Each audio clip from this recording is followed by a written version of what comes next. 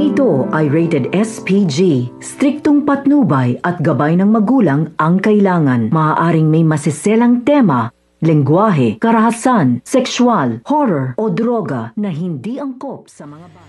Dahil nga sa nakabalik na si Lucy sa kanyang sariling katawan ay magpo-propose nga muli itong si Darius sa kanya nang sa gayon ay tuloy-tuloy na ang pagsasama nila at kaligayahan. So kasama si Cheska ay nag-propose ng kasal si Darius sa kanyang asawang si Lucy. At ng oras ng kanilang kasal ay hindi talaga mapapakali si Farah at guguluhin ang isang masayang araw na ito at ibinunyag niya na siya nga ay nagdadalang tao at si Darius ang ama. Nagkagulatan naman si Lucy at Darius at alam nila na posible ito dahil merong nangyari sa kanila nung gabi na nalaman ni Darius na etong si Lucy ay si Farah pala. Subalit ano nga ba ang gagawin nila?